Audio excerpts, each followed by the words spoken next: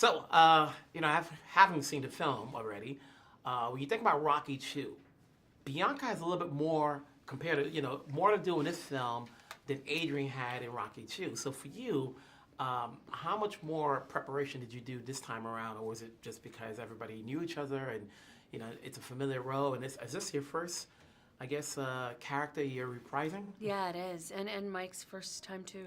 So I think there's some level of trepidation with that, just because we want to do it justice, and we don't, we don't want it to fall victim to that sort of sequel thing that can sometimes happen. But yeah, there's an intense familiarity between us, and we got so lucky with Stephen Capel Jr. because he came in and picked up right where Ryan Coogler left off. They're very similar filmmakers in some way, although they have a very singular vision.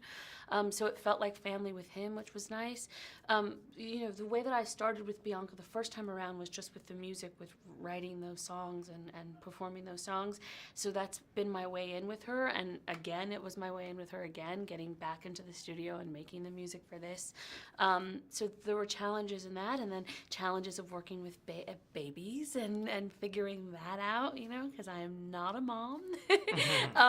But that was okay, because I also got to return the baby to their rightful owner, which is my comfort zone right now.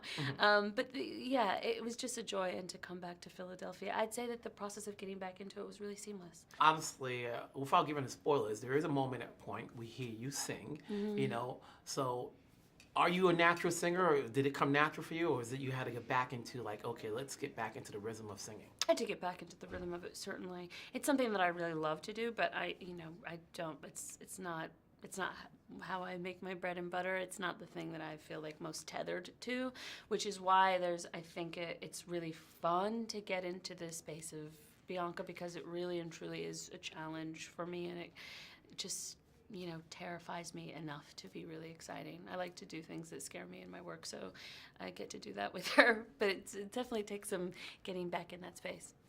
With this particular year, we're seeing a lot more Black characters on screen expressing Black love. So what True. can you say, regarding the relationship between between Adonis and Bianca, and how that fits into the theme of this year? Well, I that's beautiful. I hadn't even thought about that, but you're right with Beale Street and so many expressions of that. That's the thing that's always been so beautiful, and about Rocky movies in general. The first Rocky to me is a love story that's set in the world of boxing, and that's it.